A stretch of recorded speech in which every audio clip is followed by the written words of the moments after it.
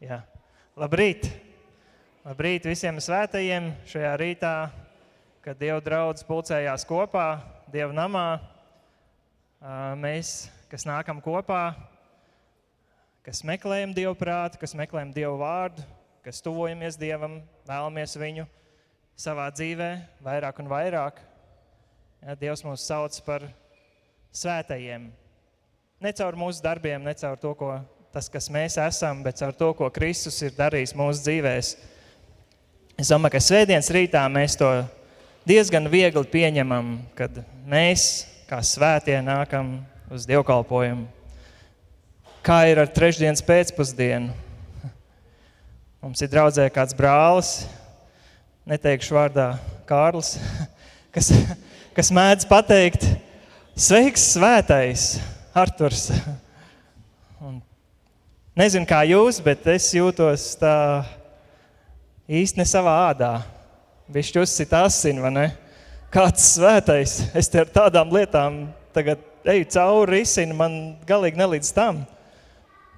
Ja, bet Dieva vārds saka par mums kā svētajiem. Ja. Mēs zinām jaunajā derībā vēstulēs, kur Pāvils un arī Pēters raksta vēstules draudzēm. Viņš viņus sauc par svētajiem, svētiem mīļotajiem, svētajiem Dieva izredzētajiem, tajā draudzē. Taču vēlāk lasot, mēs redzam tajās vēstulēs, ka tur diezgan tālu līdz tam svētumam, ja? Kas tur notiek tajās draudzēs. Citreiz mēs sakam ārprāts, ja? Bet viņi tiek uzrunāti kā svētie. Ir kāds darbs pie mums, kam vēl jānotiek, lai mēs tiešām būtu šī vārda cienīgi. Bet tur ir tas Dieva brīnums, kad viņš mūs sauc par svētajiem. Zinām, ka dēļ Kristus. Mēs zinām, ka Dievs mūs kā draudz sauc par svēto. Viņš zina, ka viņš mani sauc par svēto. Bet, ziniet, spērsim soli tālāk, arī mūsu blakus sēdētājs arī tiek saukts par svēto. Arī gan pa labi, pa kreisi, gan arī tas, kas otrajā baznīcas galā, ar ko mēs sarunāties nemaz negribam kādu laiku.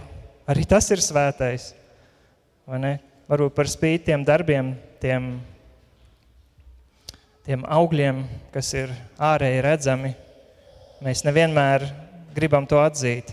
Ja, bet Dieva vārds saka, ka mēs visi esam svēti dēļ Kristus un mēs visi esam vienlīdzīgi Dieva priekšā. Un es aicinu arī, ka šajā rītā mēs izvērtējam savus sirds, gan savus sirds, gan to, ko Dievs par mums saka, varbūt pat vairāk, ko Dievs saka par mūsu brāli un māsu, ja mums kaut kas ir pret viņu, vai mēs gribam kaut ko runāt par kādu, pirms mēs to daram, ka mēs zinām, ko Dievs par viņu saka. Pirms mēs iesim tālāk pie lūkšanas, ar ko iesāksim šo dievkalpojumu, bišķiņa informācija. Šodien bija paredzēts, ka Raitis sludinās, aicina, ka lūdzam par viņu veselību. Kopš mūsu draudzes nometnes viņš ir slims. Ja, viņam ir temperatūra, vēl kādas lietas. Tā kā aicina ļoti, ļoti lūgt. Bet šodien mums sludinās mācītājs Mārtiņš Balodis. Tā pašā laikā šis svētdienas dievkalpojums ir liecību dievkalpojums, kur būsim aicināti teikt kādas liecības, kādi ir jau pieteikuši, sagatavojušies, pieteikušies, aicinu to darīt arī iepriekš. Bet, ja kādam ir kaut kas, ko Dievs ir darījis jūsu dzīvē un gribat ar to padalīties, ja, sakiet tādas īsas, pārdomātas, sagatavotas liecības. Ja. Aicinu, ka varam piecelties kājās un pielūgt Dievu. Dārgais Jēzu, tev pasakos, ka varam nākt kopā kā draudz tavā priekšā. Dievs, tu zini un redzi katru mūsu vainu, katru mūsu pārkāpumu. Mēs zinām, ka neesam pilnīgi, bet Jēzu Kristu, tu mūs sauc par svētajiem. Paldies tev, kungs, par tavu žēlstību, ko tu mums esi parādījis, ko mēs nepelnīt varam saņemt. Dievs, tev lūdzu, kad arī šajā rītā tu turpini savu darbu pie mums, ka tu atver mūsu sirds, ka mēs varam tuvoties tev, pat ja savā ziņā negribam. Dievs, palīdz mums meklēt tevi, palīdz mums piedzīvot tevi, Kungs, kad mēs varam būt kaut drusciņi tā vārda cienīgi, ka mēs varam kļūt svētāki. Dievs, Tavu žēlstība liela, tā apklāja visu. Paldies Tev par to. Palīdz mums to pieņemt, palīdz mums dot.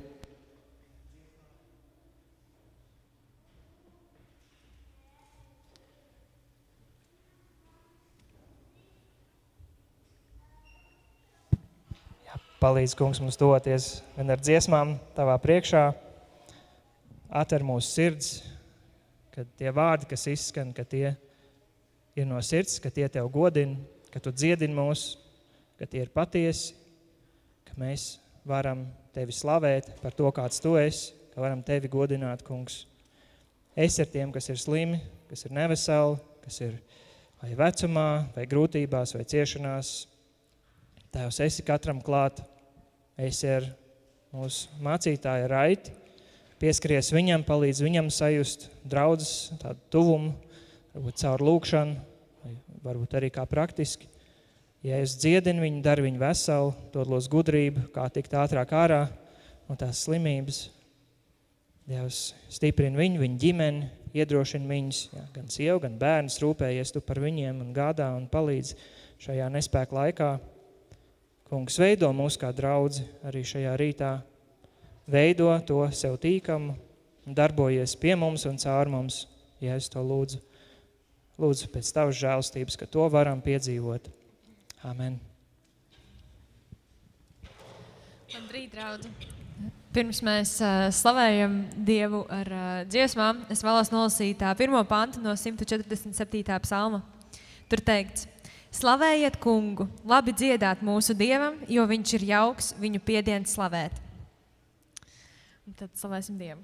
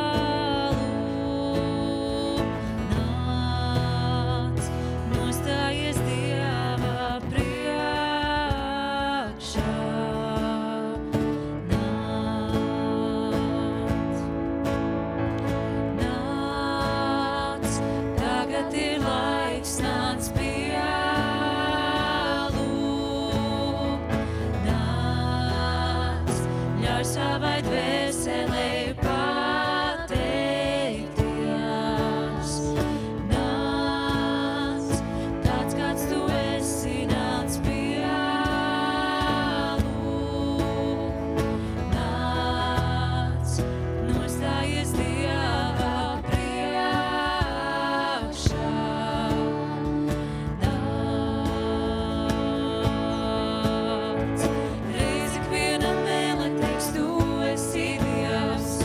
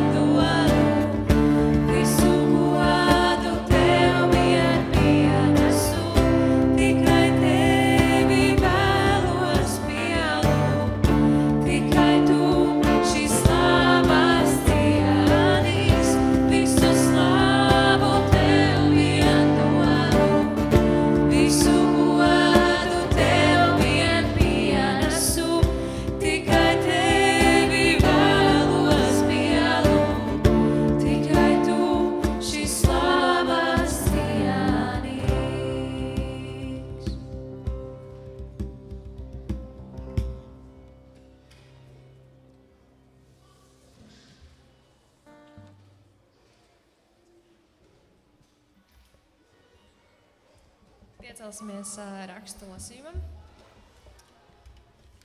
Lasīsim no 34. psalma.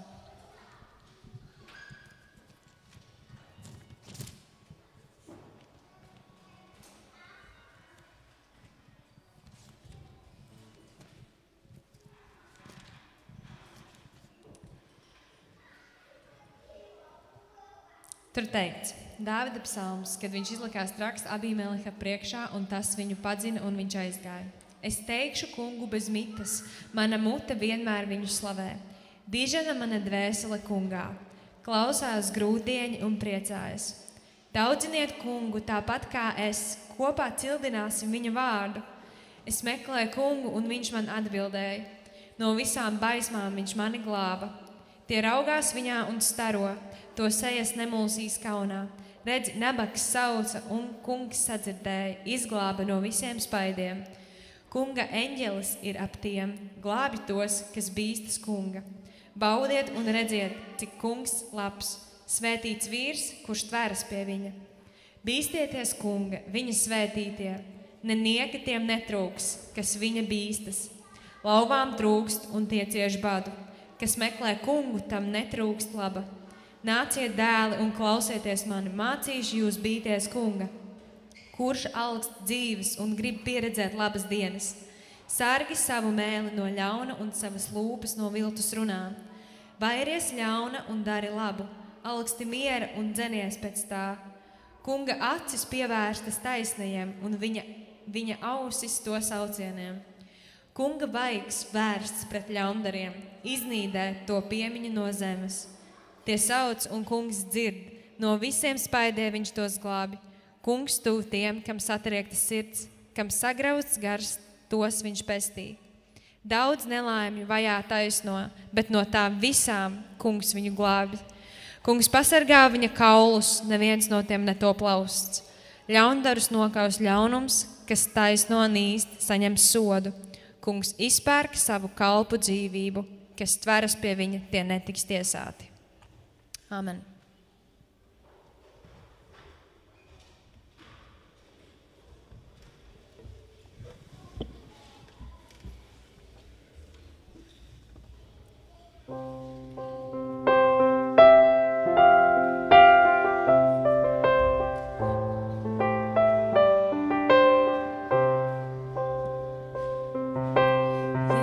Jēzus teica tiem, kam slāpst, lai pie viņa nāk. Tikai viņš var veldzēt tos, kas pie viņa nāk. Jēzus teica vājajiem,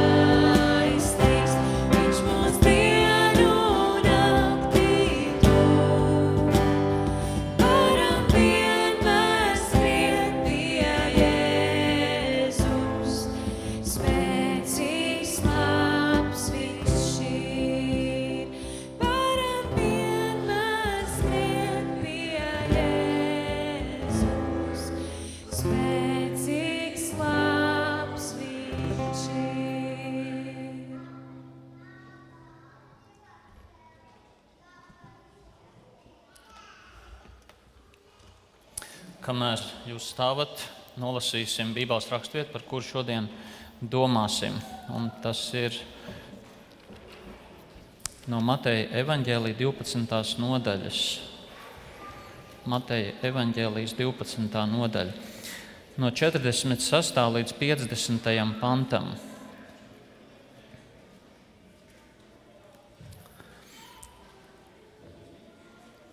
Un viņam, tas ir Jēzum, tā uz ļaudīm vēl runājot, redzi, viņa māte un viņa brāļi stāvēja ārā un gribēja ar viņu runāt.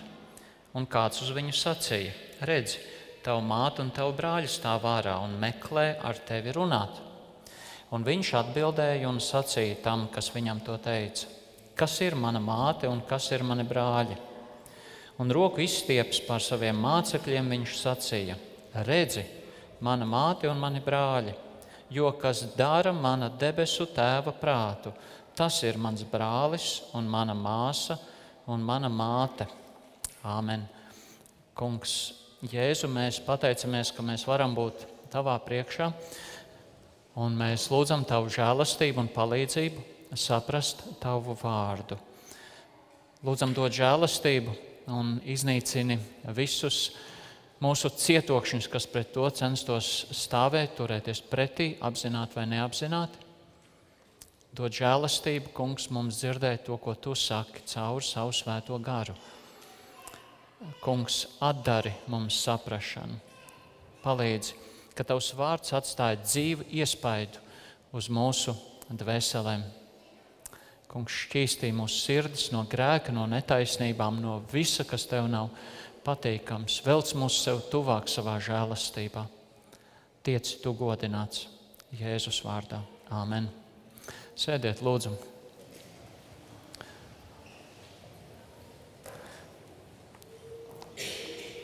Man šis aicinājums aizvietot Raiti nāca stipri negaidīt. Un kā jau Arturs sacīja, tas iemesls bija tāds, ka Raitis ir slims, bet lai Dieva žēlastība ir ar viņu, mēs esam lūkšanās par viņu. Un tad šodien es esmu jūsu vidū. Tātad mani sauc Mārtiņš Balodis, dzīvoju Liepājā. Man Arturs teica, varbūt kāda nepazīst mani, tā visticamāk arī ir, ka kāda nepazīst. Esmu kapelāns bērnu palietīvajā aprūpē. Draudz, kur šobrīd apmeklē, ir Liepājā centra baptistu draudze, kur vada Toms Bermaks. Un tur dievkalpojumi ir pēcpusdienās, tā kā pilnīgi nekāda traucējuma man nav šorīt būt šeit un pēc tam pēcpusdienā būt tur. Katrā ziņā Bībeles skaidrošana un lasīšana man ir tuva un patīkama, un es ceru, ka mēs kopīgi šodien varēsim kādas labas lietas redzēt no tā, ko Dievs saka savā vārdā. Un tāpēc mans aicinājums ir, neskatoties uz to, ka nav svētdienas skola un bērni ir šeit, neskatoties uz to, ka jūs priekšā nav jūsu mācītājs vai otrs mācītājs, kur jūs esat pieraduši klausīties, ka mēs visi mēģinātu dzirdēt Dievu. Un pat tad, ja jums liekas nesaprotams tas, ko es saku, kādā brīdī, kas nebūtu labi no manas puses, bet meklēsim Dievu dzirdēt. Tas ir pats galvenais. Dievs, ko tu gribi man teikt, lai tas ir tas mūsu jautājums. Gribu nolasīt vēl vienu rakstvietu pie tās, kuru jau tikko lasījām. Tātad pēdējais pants Mateja evaņģēlijā bija: jo kas dara mana debesu tēva prātu, tas ir mans brālis un mana māsa un mana māte. Un Jāņa evaņģēlija 1. nodaļā mēs lasām šādus vārdus par Jēzu. Viņš nāca pie savējiem, bet tie viņu neuzņēma. Bet cik viņu uzņēma, tiem viņš deva varu kļūt par Dieva bērniem, tiem, kas tic viņa vārdam, kas nav dzimuši ne no asinīm, ne no miesas iegribas, ne no vīra gribas, bet no Dieva. Mums ir jāapzinās konteksts, kurā ienāca Jēzus un kurā runāja Jēzus. Un jo īpaši domājot par to kontekstu, Mateja evaņģēlija 12. nodaļā, kas labi sasaucas ar to, kas ir Jāņa evaņģēlija 1. nodaļā, un proti tas ir opozīcijas konteksts. Un kāda tā ir dāvana, ja šādā opozīcijas un neizpratnes kontekstā, jeb kultūrā, mēs varam piederēt Jēzum Kristum. Un Jēzus par saviem mācekļiem varēja teikt, ka viņi ir tā viņa ģimene. Un es gribētu, ka mēs velkam šīs paralēles ar mums šodien, kā arī mēs atrodamies zināmas opozīcijas un neizpratnes kontekstā par to, kas ir Kristus un kristietība, un ka Jēzus par mums var teikt šodien, ka mēs esam viņējie. Tā ir liela dāvana, un aicinu šodien tieši par šo tad arī domāt. Protams, ka Jēzus visus gribētu saukt par savējiem, bet Bībele saka, ka tikai tie, kas dara Dieva gribu, tie tiek saukti par viņa ģimenes locekļiem. Varbūt, ka tu šodien par sevi saku, es esmu tajā ģimenē. Varbūt, ka tu neesi drošs par to, vai tu esi tajā ģimenē. Vai arī vēl viena varbūtība pastāv, ka tu pavisam droši zini, ka tu neesi daļa no šīs Dieva ģimenes. Mēs varam būt ļoti dažādi šodien šeit, bet tā ir dāvana būt Dieva ģimenē. Tas konteksts, kā jau sacīju, ir opozīcija. Un varētu teikt, ja mēs lasām to nodaļu, 12. nodaļu, nonākam līdz šīs nodaļas beigām, tāds viens ļoti virspusējs pieņēmums varētu būt, Jēzus ir uzvilcies tajā brīdī. Nu, nav brīnums, ka skatoties uz visu to, kas notiek tajā nodaļā, tajā brīdī, kad viņu kāds paraustais piedarkuns un saka, hei, te ir atnākuši tavējie, ka Jēzus saka, gandrīz tā nometot to roku, kas tad ir manējie? Šitie ir manējie. Nu, tas būtu viens veids, kā skatīt šo nodaļu. Un jautājums, vai tas tā ir? Mēs pavisam droši teiktu, noteikti tas tā nevar būt, jo Jēzus nekad negrēkoja. Nevar būt, ka viņš būtu reaģējis neadekvāti šajā brīdī. Bet nav slikti tomēr iedziļināties tajā kontekstā. Mateja evaņģēlijs ir lieliski uzbūvēts. Tas ir uzbūvēts ap 5 lielām runām. Vai ne? Tur ir kalnu svētruna 5 līdz 7, tur ir misijas nodaļa 10, debesu valstības izplešanās, tā ir 13, tad ir par draudzi 18. nodaļa un pēdējā laika 24. 25. nodaļa. Un tas viss, kas ir pa starpu visām šīm nodaļām, ir cieši saistīts ar to, kāpēc viņas tādā secībā seko. Un ja mēs skatāmies no vienas puses uz visu evaņģēliju, jau no paša sākuma, mēs redzam, tur ir zinām opozīcija Kristum. Sākumā tas ir Herods, par kuru mēs lasām jau Mateja evaņģēlija 2. nodaļā. Un tad vēl varbūt kādas piesitienas mēs tur atrodam. Pavisam noteikti tas ir Sātans, par kuru lasām jau Mateja evaņģēlija 4. nodaļā. Bet tad, kad Jēzus runā par debesu valstības ētiku un par māceklību, ko tas nozīmē viņam sakot no 5. līdz 7. nodaļai, tā saucamā kalna svētruna, līdz tam vismaz no cilvēku puses viņa tā brīža aktīvās dzīves laikā nav izteikta opozīcija. Nav rakstīts par to. Un tad mēs lasām no 8. līdz 9. nodaļai, un tur jau drusku parādās kaut kas. Jau parādās kādi izaicinājumi Kristum. Un tad mēs lasām, ka tur 9. nodaļā jau farizēji tā spriež, viņš tos ļaunos garus izdzen ar ļauno garu virsnieku palīdzību. Un tā, tik tālu tas paliek. Un tad Jēzus runā šo 10. nodaļu, kas ir misijas nodaļa, ka viņš sūta savus mācekļus misijā, viņš runā daudz par to un par to, kas viņus sagaida, par to opozīciju, ļoti daudz iepratī norādījumiem par misiju pašu. Un tad sako 11. un 12. nodaļa, un tur jau arvien vairāk pieaug tā opozīcija Jēzum. Īpaši, piemēram, ja mēs paskatāmies 12. nodaļas to kontekstu, jo šeit ir 12. nodaļa. Tātad sākumā tur ir runa par sabatu, un un mācekļi tur sabatā, tur tās vārpas berž un ēd, un farizēji jau ir noskatījuši Jēzu kā tādu, kuram mēģināt atrast kādu vainu, un viņi saka, redz, tev mācekļi dara, ko sabatā nav brīvi darīt. Un tur ir tāda saruna jau par to visu, un Jēzus saka, cilvēka dēls ir kungs arī par sabatu. Un tālāk no 9. panta, Jēzus ir sinagogā, tur ir slims cilvēks, un Jēzus viņiem jautā, vai ir brīvi sabatā dziedināt. Atvainojiet, ne Jēzus, bet tie cilvēki jautā ar nolūku, kā tie viņu varētu apsūdzēt. Nu, un Jēzus dziedina šo cilvēku, un tur ir skaidrojums, neiešu tagad detaļās. Un šie cilvēki ir dusmīgi.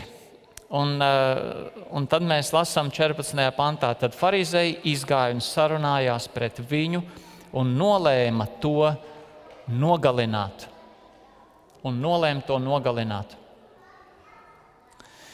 Un tad mēs lasām tur tālāk. Un tad ir kāds brīdis, kur cilvēks saka, vai šis nav Dāvida dēls? 24. pants, bet farizēji to dzirdēdam sacīja, šis izdzen ļaunus garus ne citādi kā ar Belcebulu, ļauno garu virsnieku palīdzību. Un tur ir Jēzus atkal mācība, kur viņš ļoti skaidri runā, ka tas tā nekādīgi nevar būt, un ko viņi dara, un viņi zaimo, un ja zaimo pret cilvēku dēlu, tas vēl tiks piedots, pret svēto garu tas netiks piedots, ne šī ne nākošā mūžā. Un arī par ļauno garu, kas izdzīts no cilvēka, un ja tas neatrod vietas, nāk atpakaļ, un atrod vieta ir tukša, neaizņemt, un viņš ņem citus līdzi, un to vēl sliktāk ar to cilvēku, un Jēzus izdara secinājumu, tāpat arī notika šai ļaunajai ciltī. Jēzum nebija nekāda ilūzija par to, kādā vidē viņš kalpo. Tā bija ļauna vide. Tad, kad mēs lasām evaņģēlijas, un īpaši no bērnības vēl mums ir labi stāstīt par Kristu un viņa spēku un viņa žēlastību, viņa kalpošanu, brīnuma darbiem, tad mums ir tādas labas atmiņas, redz, cik labs ir Jēzus. Bet mums ir jāatcerās, Jēzus kalpoja ļoti grēcīgā vidē. Patiesībā Dievs jau sūtīja priekšgājēji Jānu Kristītāju, kam vajadzēja cilvēkus atgriezt no grēkiem pie Dieva. Un milzīgas ļaužu masas izgāja pie viņa, nožēlojam savus grēkus un kristīdamies. Un ar to vēl nebija gan. Jēzus nāk un kalpo, un viņi ir ļoti ļauni, un viņi grib nogalināt Jēzu. Un tā ir tikai 12. nodaļa Mateja evaņģēlijā. Matejam ir 28 nodaļas. Vēl ir ļoti tāls ceļš, ja tā var teikt, līdz krustam. Bet tā ir tā vide, kurā Jēzum jākalpo. Visur, kur viņš iet, kur viņš runā ar cilvēkiem, kādi visu laiku mēģina viņu norakt. Stādieties priekšā, ka jums būtu tā jādzīvo un jāstrādā. Un kādiem no jums ir tā pieredze savās darba vietās, ka cilvēki jūs ir gribējuši norakt un knābājuši? Vai tas bija viegli? Nebija. Un tas ir tas, kur Jēzus dzīvoja un kalpoja. Visu laiku kāds skatījās, ka tikai mēs tev varētu kaut kā ieknāpt un kaut kā apsūdzēt. Tā ir tā vide. Tā bija ļauna.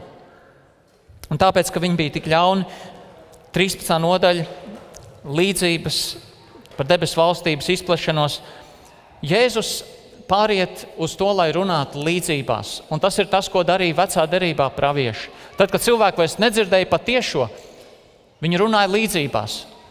Un Jēzus dara tieši to pašu kā vecās derības pravieši. Viņš no tiešas runas, lielā mērā, kas ir bijuši līdz šim, viņš pāriet uz sarunu līdzībās. Un daudz atlikušajā evaņģēlijā ir līdzības.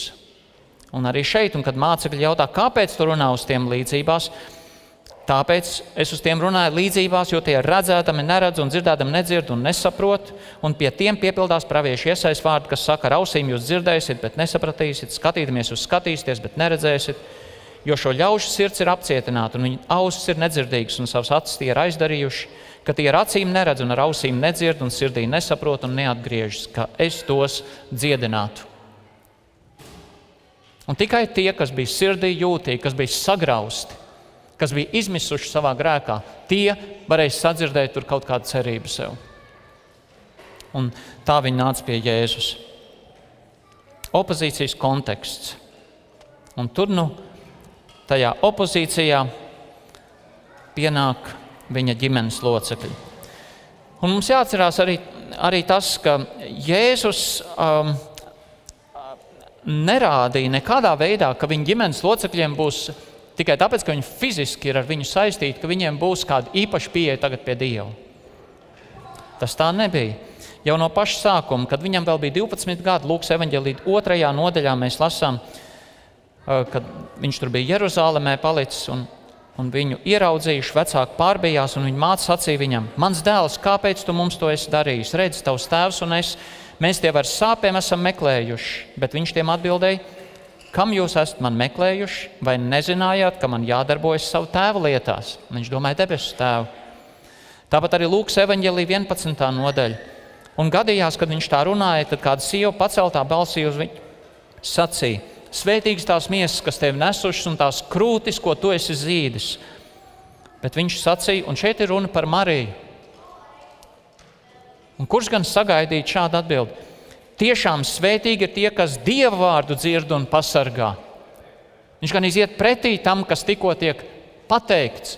Tas nav svarīgākais. Svarīgākais ir, kas pēc Dieva gribas dzīvo. Un šeit arī skaidri Jēzus to pasaka, jo kas dara man debesu tēva prātu, tas ir mans brālis un man māsa un man māte. Tātad cilvēki labprāt redzētu sevi šodien zem šī pasludinājuma mans, ka Dievs varētu teikt, tu esi mans, bet tikai uz saviem noteikumiem. No vienas puses, protams, Bībele saka, ka par visu Dievs var sacīt mans, un viņš to dara. Mēs lasījām raksturvietu jau par izrēliešiem. Tā bija Dieva tauta. Jāņa 1.11. Viņš nāca pie savējiem. Bet par visu pasauli Dievs to var teikt. 2. Mūzes 19. nodaļa. Jo man pieder visa pasaule. 5. Mūzes 10. nodaļa. Redz, vienīgi tam kungam pieder debesis un debesis, zeme un viss, kas uz tās ir. Un 24. psalmā mēs lasām, tam kungam pieder zeme un viss, kas to piepilda, zemes virsus un viss, kas uz tā dzīvo. Ja cilvēki bez tādas iedziļināšanās Dieva gribā vienkārši grib būt Dievu mīlēti un pasargāti, tad viņi gribētu vienkārši teikt, mēs jau esam, Dievam piederīgi visi, un Dievs jau mūs visus mīl, un Dievs jau par mums visiem rūpējas un gādā. Es esmu to dzirdējis no cilvēkiem ikdienā, kuri tā tīri aizdomīgi man ir, vai viņi tiešām meklē Dievu no visas sirds. Esiet dzirdējuši, ka cilvēki tā runā? Nē? Jūs runājat ar cilvēkiem? Piedodies. Bet, kad cilvēki runā ar jums par Dievu, atkal un atkal ir cilvēki, kas saka, Dievs jau visus mūs mīl. Taisnība, ka mīl, bet vai viņiem ir tādas attiecības ar Dievu, kā Dievs gribētu? Bet tā ir tā vēlēšanās. Cilvēkiem redzēt, mēs jau visi esam zem Dieva labvēlības. Bībele atklāja, ka Dievs ļoti skaidri novelk robežas starp tiem, kas viņam tic un kas staigā viņa ceļos un kas ir pret viņu. Piemēram, Ebrejiem 11. nodaļā mēs lasām, un ja viņi, Ābrahams un Sāra kontekstā, būtu domājuši par to zemi, no kuras bija izgājuši, tad viņiem būtu bijis laiks atgriezties. Bet tie tiecas pēc labākas, tas ir debesu tēvijas. Tāpēc arī Dievs netur par kaunu, ka tie viņu sauc par savu Dievu, jo viņš tiem sagatavojas pilsētu. Un tur 11. nodaļā par vairākiem cilvēkiem mēs lasām apbrīnojamas lietas. Ko viņi darīja? Tāpēc, ka viņi ticēja, ka viņi dzīvoja ticībā. Un 1. Jāņa vēstule no otras puses runā diezgan nesaudzīgi. No vienas puses labi par dievbērniem, bet nesaudzīgi par tiem, kas viņam netic, kas netic Jēzum Kristum. Piemēram, bērniņi ir pēdējā stunda. Un kā jūs esat dzirdējuši, ka nāk antikrists, tā jau tagad daudzi antikristi ir cēlušies. No tā mēs noprotam, ka ir pēdējā stunda. No mums viņi ir izgājuši, bet viņi nav bijuši musējie. Tad nav runa par kaut kādām pārdabīgām būtnēm antikristiem. Runa par cilvēkiem, kuri ir vai ir bijuši draudzes vidū. No mums viņi ir izgājuši, bet viņi nav bijuši mūsējie. Jo, ja tie būtu bijuši mūsējie, tie būtu pie mums palikuši, bet viņi nav pie mums palikuši, lai atklātos, ka viņi nav visi mūsēji. Un nav teikts, ka tad, kad viņi iziet, ka viņi saka, man vairāk Dievu nevajag, man vairāk Jēzu nevajag. Tie var būt cilvēki, kas iziet no draudzes, neapmeklē draudzes, saka, es jau ticu Dievam, es jau ticu Jēzum. Bet ne jau man to draudzi vajag, tie liekuļi, tie ir tādi, esmu labāks par citiem, veido savus mācības un vēl kaut ko. Es nezinu, kas tie tādi ir, bet šeit ir sacīts, viņi ir izgājuši, un viņiem draudz vairs nav vajadzīga. Un arī 5. nodaļa 19. pants turpat. Mēs zinām, ka esam no Dieva, un visa pasaule ir grimusi ļaunumā. Un tas nav slikti un nepareizi apzināties, kas mēs esam. Es jau kādreiz esmu minējis to piemēru, kā tad, kad es biju mazs bērns un padomu laikos kādreiz jau kāds, kad viņš ritīgi sadusmojas uz tevi, tad tā lielākā artilērija, ko viņš varēja pret tevi pavērst, bija sākt tevi apsaukāt par ticīgo. Un man arī tā gadījās, un es eju pie savas vecmāmas un saku, redz, tā un tā bija, un es vēl biju bērns, viņi man par ticīgo sauc, un manai vecmāmai nebija problēmas. Viņa teica, tad saka viņam, tu esi velna bērns. Vecmāma no tēta puses. Un tāpēc mans tētis varbūt tik drosmīgi runā. Bet tas nav nepareizi apzināties, kurā pusē mēs esam. Tas nav nepareizi. Bet jautājums, vai mēs to apzināmies, vai mēs esam droši par to, kur mēs esam. Daudzi gribētu teikt, tā kā Jēzus saka arī Mateja 7. nodaļā, ne katrs, kas uz mani saka, kungs, kungs, ieies debesu valstībā, bet tas, kas dara man debesu tēva prātu. Daudz uz mani sacīs tanī dienā, kungs, kungs, vai mēs tavā vārdā neesam nākošas lietas sludinājuši, vai mēs tavā vārdā neesam vēlnes izdzinuši, vai mēs tavā vārdā neesam daudz brīnumu darījuši. Un tad es tiem apliecināšu, es jūs nekad neesmu pazinis, eita nost no manis jūs ļauna darītāji. Jā, daudzi, un varbūt no mums daudzi, mēs gribētu teikt, jā, Dievs jau man saka manējais. Bet vai tā ir? Vai tā ir, vai Dievs tiešām par mums saka manējais? Un kā mēs to varam zināt? Un Jēzus saka, kas dara man debesu tēva prātu, kas dara man debesu tēva gribu. Tas ir ļoti svarīgi. To arī Jēzus šeit 7. nodaļā saka. Un tā cilvēki labprāt par Dievu gribētu arī teikt, ka viņš ir mans Dievs. Ja Dievs varētu teikt manējais, es teiktu par viņu manējais. Bet jautājums, vai viņi arī tā dziļi sevi gribētu, ka Dievs nevis virspusēji, bet tā dziļi pasaka, tu esi manējais un šitais ir tas, ko tas nozīmē. Mēs varam virspusēji staigāt ar Dievu un teikt, mēs piederam Dievam. Un iespējams, tas būtu tas konteksts arī Mateja 12. nodaļai. Daudz farizēji būtu teikuši, Dievs ir mūsu Dievs, mēs piederam Dievam. Daudz izrēlieši tā noteikti sacīja. Un tad tur ir kāds sludinātājs, kurš pasaka, šitie ir īstie.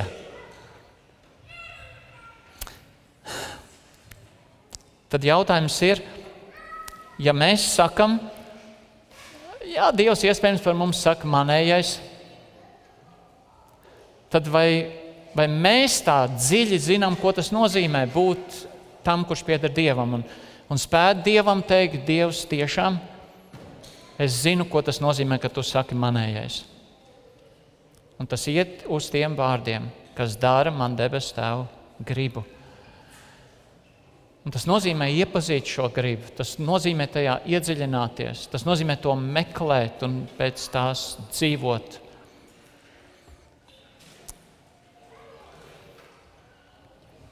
Jēzus māte un brāļi, arī viņiem bija savu pretenziju uz to, ko saukt par manu.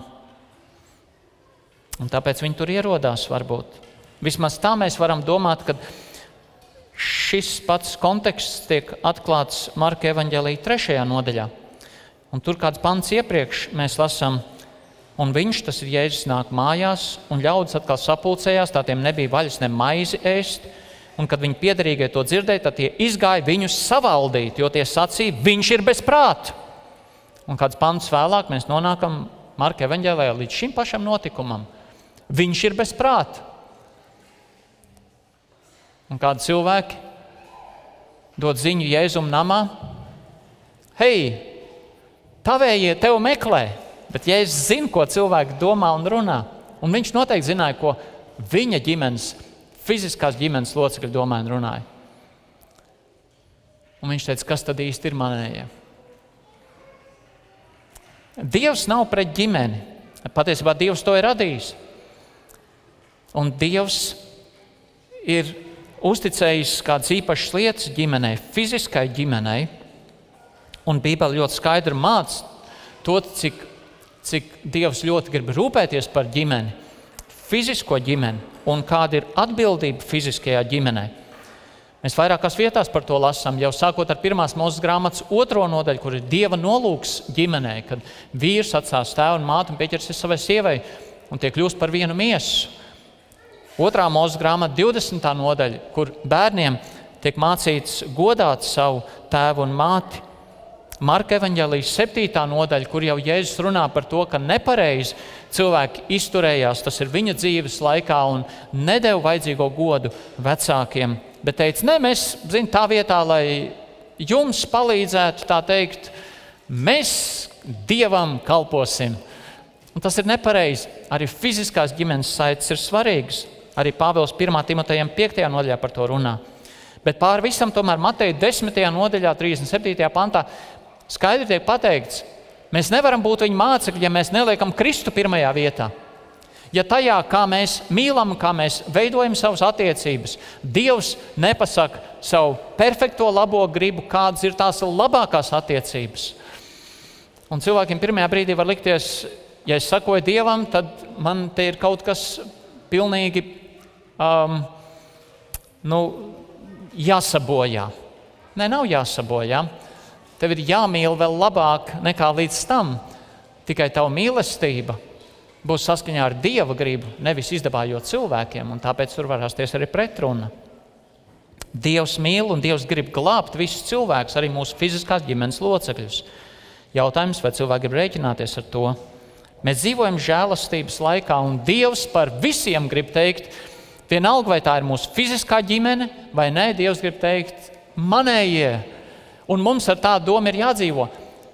Dievs grib glābt arī man fizisko ģimeni, vienalga, kur viņi atrodas. Jautājums, vai viņi ir daļa no Dieva īstās ģimenes, kas tiek saistīta ar garīgām saitēm. Un tā, šo raksturvietu mums ir jāsaprot šajā kontekstā. Opozīcija, kur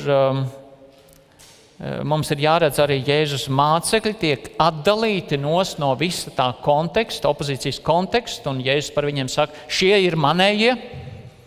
Un tad nav brīnums, ka tad, kad Jēzus tiek nodots, mācekļi ir zinājuši, kā Jēzus viņus redz visu laiku, un tad, kad Jēzus tiek nodots, un mācekļi jau saprata, hei, mēs visu laiku bijām viņējie. Ko tagad darīs tie pārējie ar mums? Un ko viņi dara Ģetsemānes dārzā? Viņi aizbēg. Viņi ir nobijušies, kā ar viņiem varētu notikt kaut kas līdzīgs kā ar Jēzu, kā arī viņus varētu apcietināt un kaut ko viņiem darīt. Un tas ir tas konteksts. Jēzus no tā konteksta viņus paņem, ja tā var teikt, burtiski gan ārā, un viņš saka, šie ir manējie. Un tas ir tas viens. Un tas otrs ir būt tiem, kuri tad priecīgi var teikt, hei, tas ir labi, ka viņš man izvēlējās, ka viņš man nosauc par daļu no viņa ģimenes. Tātad gribu dažas domas vēl pateikt par to 50. pantu. 3 lielas tādas patiesības no šī panta. Jo kas dara man debes tēva prātu, tas ir mans brālis un man māsa un man māte. Pirmkārt, ik viens, kas dara. Jebkurš cilvēks, šajā gadījumā Kristus sekotājs, kas var tikt raksturots kā darītājs. Kā darītājs. Nepietiek ar to, ko tu zini, nepietiek ar to, ko tu jūti. Tu vari just līdz cilvēkiem. Nepietiek ar piedomāšanu. Ziniet, man iekšēji ir jāsmējās un jākliedz tajā brīdī, kad kā cilvēks izsaka, viņam kaut kādas grūtības stāv priekšā vai kāds izaicinājums, un tad kāds man blakus viņam saka, es par tevi piedomāšu.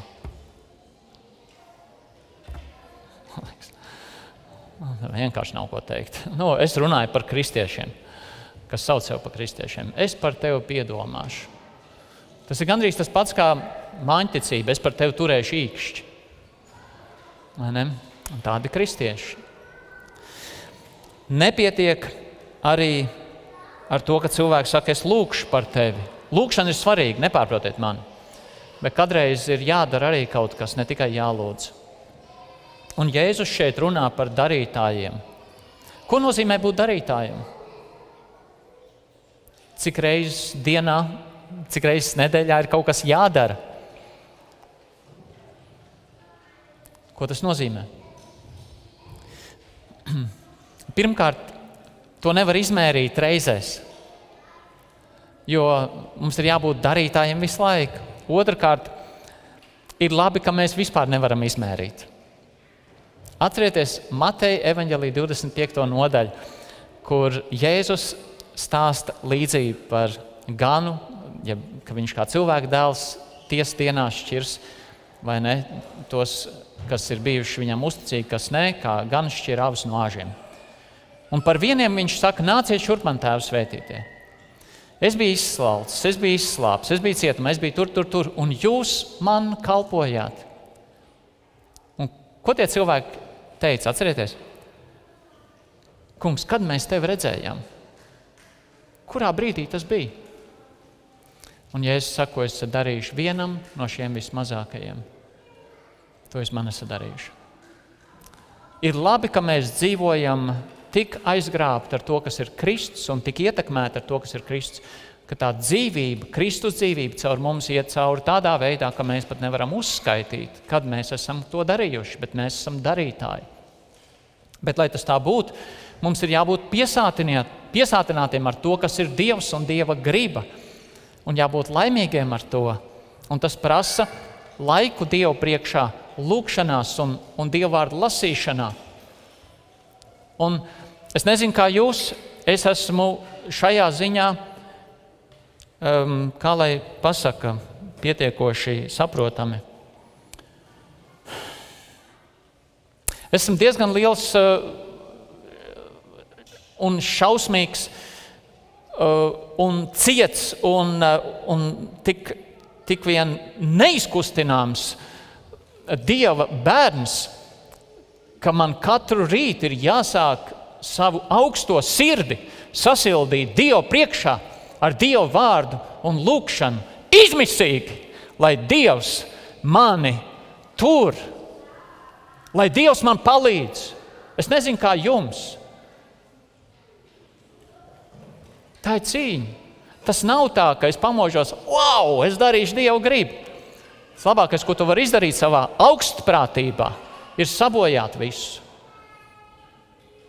Tad, kad tu pamani, cik šausmīgs tu esi kaut nedaudz. Man Dievs ir bišķiņ palīdzējis to redzēt. Es domāju, ja viņš man parādītu vairāk, es nezinu, vai es to izturētu. Tad es meklēju Dievu un Dievu vārdu. Man vajag, lai kaut kas mani uzrunā un maina, un tas ir Dievs caur savu vārdu un svēto garu.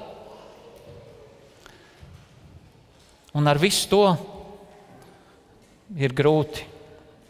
Vismaz tie, kas man pazīst, jūs varat teikt, diezgan ciets rieks tas Mārtiņš ir, viņam ir grūti.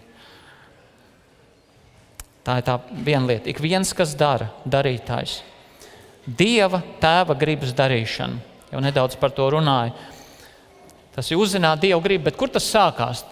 Tas nesāks vienkārši ar to, ka mēs atveram Bībeli, tāda ir Dieva griba, es to darīšu. Tā ir viena no trakākām lietām, ko tu vari izdarīt savā dzīvē.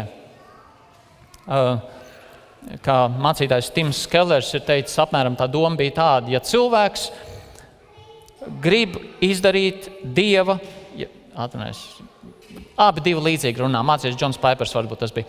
Ja tu gribi darīt Dieva gribu, izpildīt to morālo standartu, kas tur ir rakstīts, bez Kristus evaņģēlija, tu kļūst par vergu.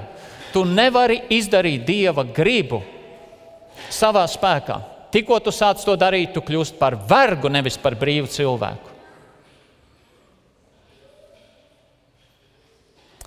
Un tāpēc Dieva gribas darīšana, par kur runā šis pants, tas nesāks ar Dieva gribas uzzināšanu, un es iešu un darīšu. Un tad rādīšu ar pirkstu uz visiem citiem, kas to nedara. Un jutīšos labi ar to, ka es to daru, vai ka es esmu labāks nekā visi citi. Tas tā nenotiek.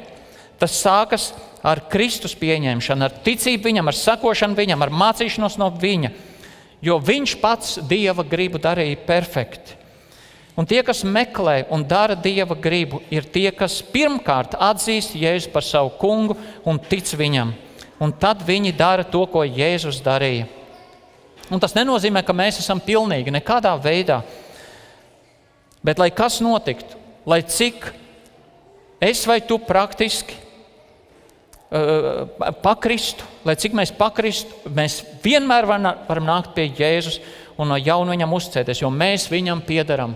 Un tā ir tā lielākā starpība starp vienu bezdievi un ticīgu cilvēku. Tā lielākā starpība vēl nav tajā, ka mēs nemaz negrēkot. Ja te būtu viens kristietis un te būtu viens bezdievs. Tā lielākā starpība nav, ka tas kristietis tagad nemaz negrēko. Tā lielākā starpība ir tā, ka viņš vairs nepaļaujās uz to, ka viņš spēj būt labs. Tā kā tas bezdievs turpina paļauties un cerēt un censties. Bet kristietis ar visu, ko viņš dara, viņš paļaujas uz to, ka Kristus ir labs viņa vietā. Ka tad, kad viņš ir dzirdējis evaņģēliju vēsti, izmisumā nācis pie Dieva un teica, Dievs, esi man grēciniekam žēlīgs, tad Dievs savā žēlastībā, pilnīgi nepelnīts, saka, es tevi taisnoju, es paņem prom to vainu, kas tev ir manā priekšā, tikai tāpēc, ka tu sauci uz manu dēlu, tāpēc, ka tu atzini, ka viņš nomira par taviem grēkiem. Dievs attaisno to, kurš nav vainīgs. Taisno, tā ir starpība. Ja? Šajā draudzē arī to lieto. Ja? Taisnots, attaisnots ir divas dažādas lietas. Dievs taisno. Viņš taisno bez Dieva, kurš ir netaisns. Viņš viņu dara taisnu un pilnīgi nepelnīgi. Un cilvēks tad var saņemt piedošanu. Viņš tic uz Kristu. Viņš zina, esam žēlastībā izglābts. Un tā ir tā lielākā starpība, ka ticīgs cilvēks joprojām dzīvo šajā zemes dzīvē, klūp un krīt, bet viņa taisnība nav viņa spējā. Viņa taisnība ir Kristus spējā un labumā. Un bezdievs klūp un krīt un visu kaut ko, bet viņš cenšas un paliek viens. Un tad, kad vienu dienu nāk pie Dieva troņa, vai pie nāves sliekšņa, vai kā, tad vienam ir Kristus. Neskatoties uz to, kas viņš ir, un otram nav Kristus. Un Dieva gribu mēs varam sākt darīt tā īsti un patiesi tikai caur Kristu. Un tad ir tas trešais, ko Jēzus tad arī saka. Tas ir mans brālis un mana māsa un mana māte. Tie cilvēki, kas iemanto glābšanu. Tie nav fiziski saistīti. Jeb fiziskais to nenosaka. Tas var būt arī fiziski. Paldies Dievam, mēs vēlāk lasām evaņģēlijos, kad patiesībā tie nav evaņģēliji, tas jau tālāk ir apustuļu darbi, ka tie Jēzus brāļi arī tic viņam. Tā mēs varētu cerēt un domāt, visi Jēzus ģimeni. Bet šodien jo vairāk tas var nebūt fiziski. Izglītība to nenosaka, profesija to nenosaka. Ar vai bez naudas, ar vai bez darbu, ar vai bez ietekmes, nezinu, politiski vai jebkur citur. Ar zem vai augstu sociālo statusu. Nekas nenosaka to, ka tu piederi Kristum un ka Kristus par tevi var teikt manējais. To nosaka tikai un vienīgi tas, vai mēs ticam viņam kā glābējam. Viņa gribas darīšana sākas ar ticību Kristum. Un tad tas turpinās. Redzot viņu, skatoties no viņa, mēs darām viņa gribu. Un noslēgumā. Kā jau teicu, daudz cilvēku šodien ar Dievu nestaigā, bet gribētu teikt, Dievs jau ar mani, es ar Dievu. Un tad ir jautājums, vai tur kaut kas sanāks. Ja viņi netic Jēzum, ja viņi neusticās Jēzum, ja viņi izmisīgi nemeklē Dieva žēlastību un palīdzību tai savā grēcīgumā, vai tur kaut kas sanāks.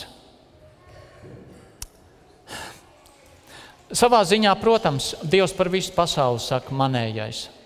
Bet kamēr tu turies pretī Kristum, tikmēr tu esi, ja tā var teikt, manējais nelabprātīgi.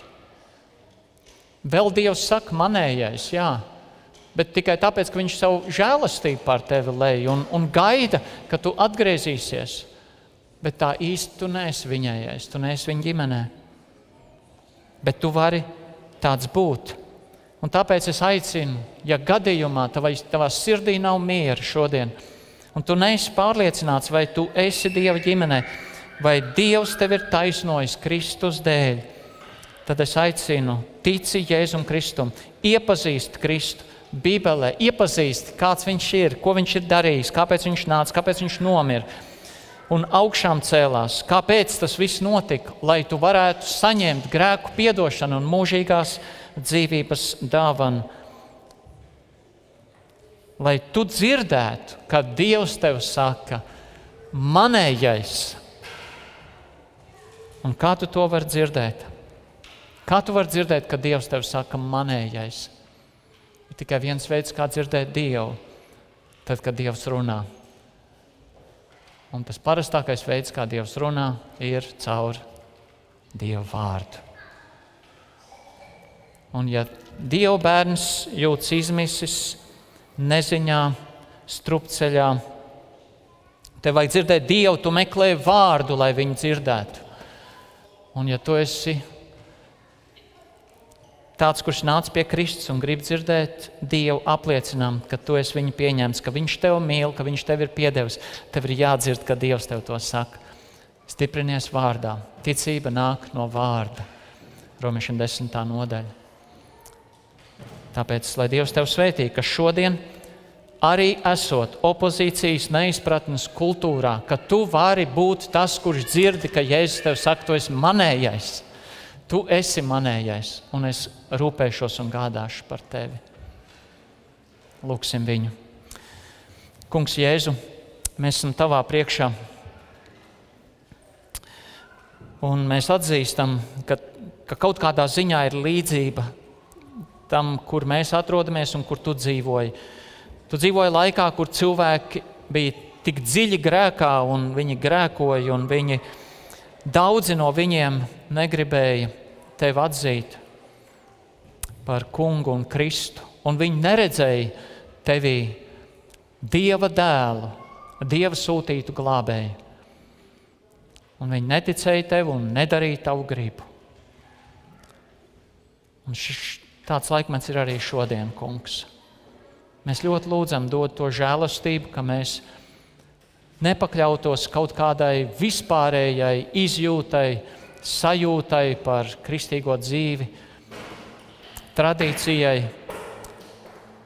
kultūrai, bet ka mēs meklētu tevi personīgi, tevi uzticēties, tevi mīlēt, padarīt sevi atkarīgu no tevis, savu mūžību padarīt atkarīgu no tevis, savu dzīvi.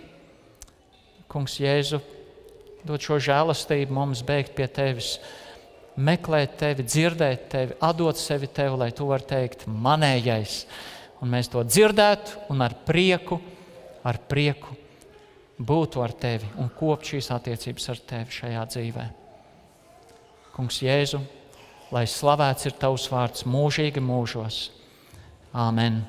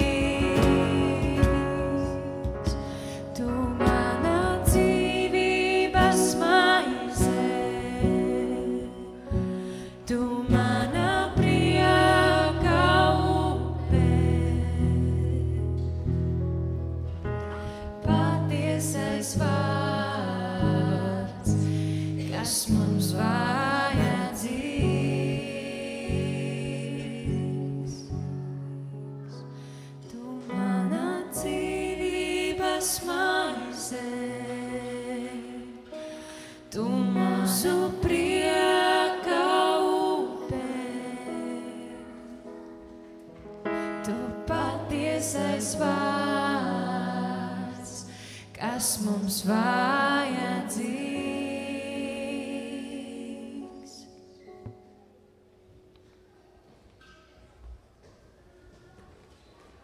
Varat apsēsties šajā brīdī. Varam, lai saka, dalīties ar liecībām, ko Dievs darīs mūsu dzīvēs, un aicināšu Kasparu pirmo. Teikt kāds vārds. Labrīt visiem! Labdien nu jau! Šai dienā vēlos padalīties ar savu liecību, ar to, kā es nācu pie Kristus. Un sākšu ar to, ka mani sauc Kaspars Vallis. Bērnībā augot, man apkārt bija vairāk ticīgi cilvēki ar dažādu izpratni par reliģiju un ticību. Kad 2000. gadā pārcēlāmies dzīvot no laukiem uz pilsētu, tad mamma, mani un māsu veda mūs uz katoļu baznīcu, kur es dzirdēju par Dievu. Taču tāpat laikā piedzīvoju to, kā izšķīrās vecāki un sašķēlās ģimene. Māma daudz laika pavadīja strādājot, tādēļ nebija neviens, kas mūs ar māsu varētu pieskatīt. Pusauģu gados piedzīvoju arī to, kā tēvs nebija blakus, jo viņš bija atstājis ģimeni, un tas man bija ļoti grūti. Pietrūka tēva mīlestības, stingrības un robežu noturēšanas, it īpaši, kad aktuāli bija jautājumi par vīrišķību.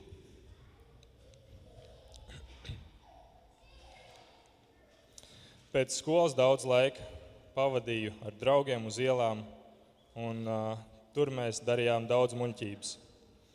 Apmēram 14 līdz 16 gados sāku lietot alkoholu un smēķēt. Zemākais punkts bija nonākšanā narkoloģiskajā uzskaitē.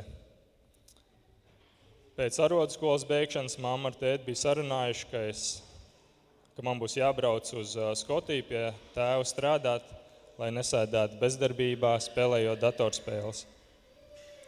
Aizbraucot uz Skotiju, uzlabojās attiecības ar tēvu. Pirms tam bija pat brīži, kad negribēju atbildēt uz viņa zvaniem, jo bija dusmīgs, ka viņš bija atstājis ģimeni un mani. Reiz gadā viņš mūs apciemoja, atvedot dažādas lietas, taču ar to bija par maz, lai justos mīlēts, pieņemts un vērtīgs. Strādājot, mācījos uzņemties atbildību par savu dzīvi, tomēr tāpat laikā turpināju lietot alkoholu. Interesanti, ka esot prom no mammas, man saglabājās ieradums svētdienās iet uz baznīcu. Brīžiem bija tā, ka sestdienas vakarā izklaidējos, bet svētdienā gāju uz baznīcu. Pēc Skotijas es sapratu, ka Latvijā nekas man netur un var doties citur. Braucu strādāt uz Vāciju, pēc tam uz Angliju. No vieniem draugiem pārcēlos pie citiem. Klaiņoju apkārt pa pasauli, meklējot savu vietu, bet to tā arī neatradu. Kādā reizē, kad biju atbraucis uz Latviju atvaļinājumā un apciemoju draugus, ar kuriem biju iepazinies Alfas kursā, aizgāju ar viņiem uz baznīcu, kur tieši tajā reizē sludināja evaņģēliju. Dievs caur šo svētrunu mani uzrunāja, ka man ir jāpiedzimst no augšienes. Bija aicinājums iziet priekšā, ko man nebija viegli izdarīt, bet es jūtu, ka man tas ir vajadzīgs. Cik man bija izpratnes, es aicināju Jēzu Kristu savā dzīvē, nožēloju savus grēkus, un man tā bija ļoti īpaša diena. Burtiski no tās dienas sāka mainīties mana dzīve, mans dzīves kurs. Pēc 2 nedēļām man bija jāatgriežas Anglijā, un šo 2 nedēļu laikā es iepazinos ar Annu, manu sievu. Pirms 2 nedēļām arī viņa stāstīja savu liecību šeit, jūs jau iepazināt. Un pārsteidzoši ātri sapratām, ka simpātijas bija appusējas. Bija jāpieņem grūts lēmums atgriezties ārzemēs.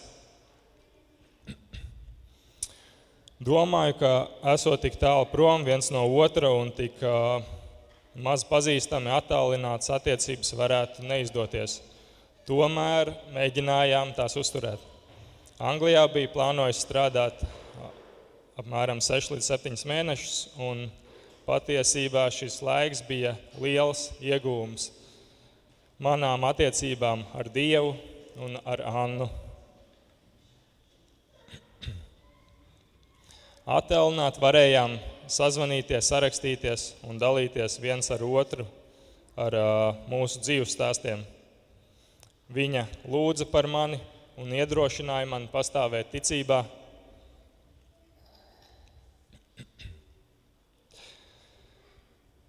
Bija daudz jautājumu un neskaidrību.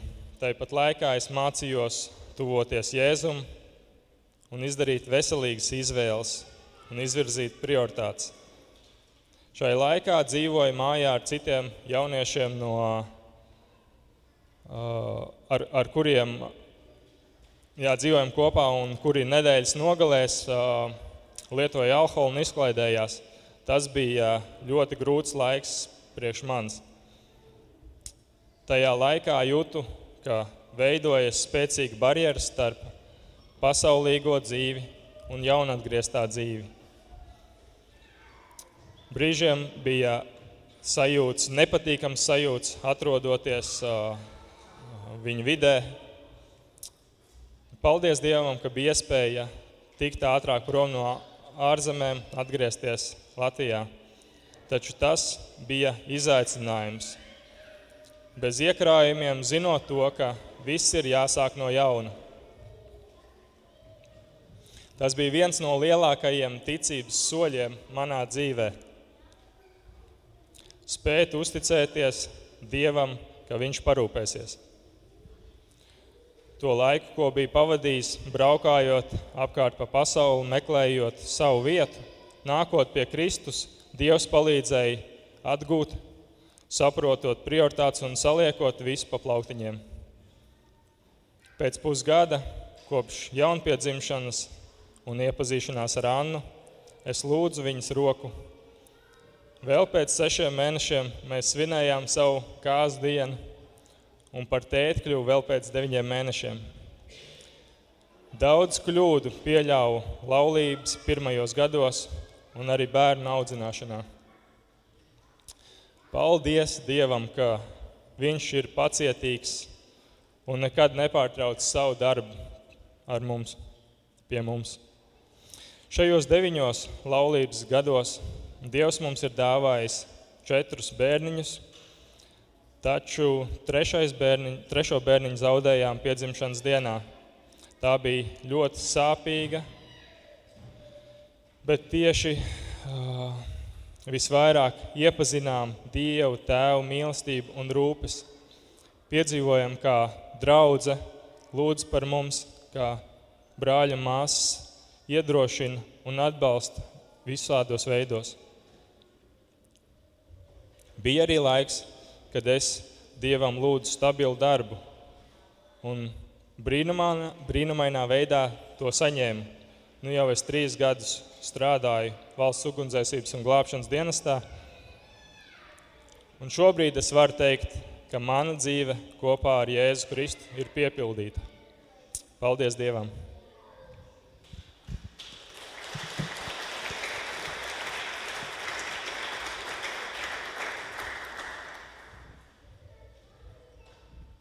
Jā, sveiki, draudz! Es gribu pastāstīt mazu liecību, kā mums gāja bērnu nometnē, Dieva mājās. Iespējams, jūs jau draudz čatiņā redzējāt. kā es, Jūlija, Ruta, Ketlīna un Sanora bijām aizbraukuši Dieva māju nometni kalpot. Šodien arī Rolands ir ieradies, tā kā Rolands arī bija ar mums. Un mēs nedēļu kalpojām Dieva māju bērnu nometnē šajā svētdienas skolā. Un kamēr vecākiem notika dievkalpojums, tikmēr viņi veda bērnus pie mums, un mums bija tā iespēja viņiem kalpot un stāstīt par Jēzu. Un īsi gribu pastāstīt, kā mums tur gāja un ko es tur piedzīvoju. Un, jā, tiešām bērni bija daudz, pat nometni bija milzīgi, ap 700 cilvēkiem, cik es saprotu, un bērni bija ap 130, varbūt pat vēl vairāk. Un uz vienu vadītāju mums bija ap 8 bērniem. Un tiešām varēja piedzīvot tādu lielu svētību caur viņiem, un bija savi augstumi un dziļumi. Tas noteikti bija, bet kopumā tiešām beigās varēja braukt mājās tādu lielu pateicību un svētību. Un tiešām varēja piedzīvot, ka šiem bērniem pieder debesu valstība, kā Jēzus ir teicis. Un bija tāds brīdis, kad vienkārši varēja apstāties, paskatīties tiem bērniem un tiešām to piedzīvot. Vēlos uzlasīt vienu pantu.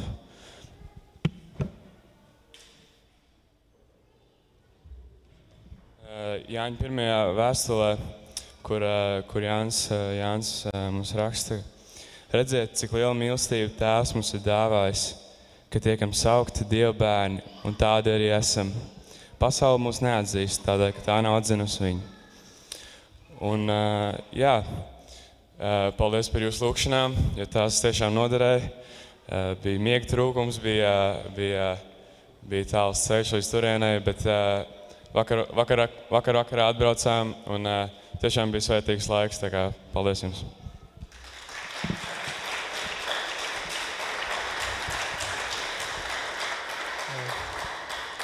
Vai vēl kāda liecība? Laikam nē, nāks ar to.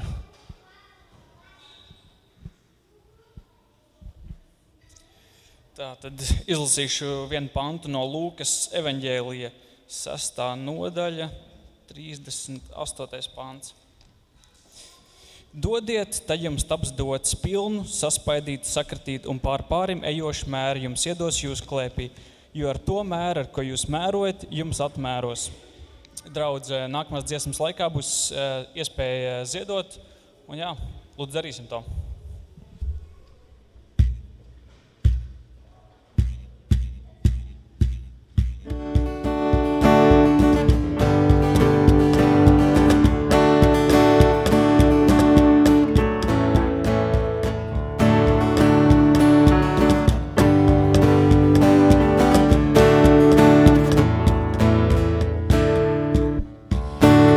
Draudzība, priekā, pilnība, tu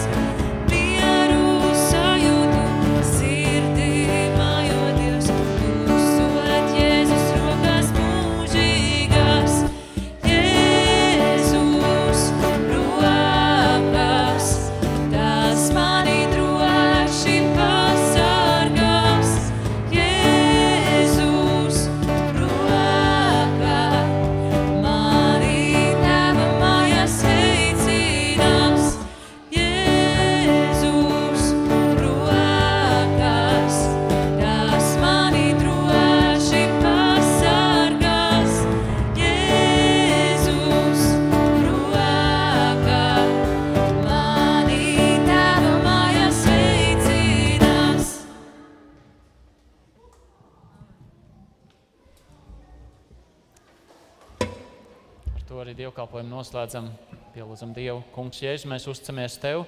Mēs pateicamies, ka mēs varam uz Tevi paļauties, ka varam krist Tavās rokās, un kad esam to darījuši, tad būt laimīgi ar Tevi. Caur visām grūtībām, caur neziņu, caur sāpēm, caur ciešanām, priecīgos brīžos un laimīgos brīžos. Mēs esam ar Tevi nešķirti. Paldies, Kungs, par to. Un lūdzam svētī arī kopā likto ziedojumu, lai tas Tev godu dod. Kunga Jēzus Kristus žēlastība un Dieva mīlestība un svētā gara sadraudzība, lai ir un paliek ar ikvienu no jums no šī laika mūžīgi. Āmen.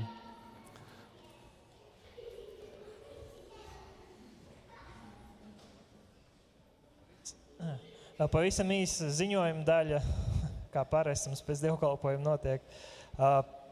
Jā, pirmdienās, ceturtdienās lūkšanas svētbrīži, kā parasti, otrdienās vīrīti, 7 no rīta.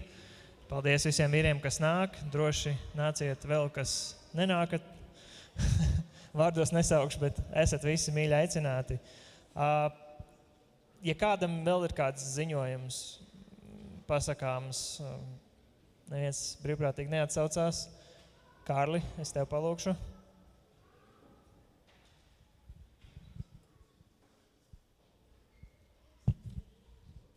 Pāri ziņojumi no manas puses.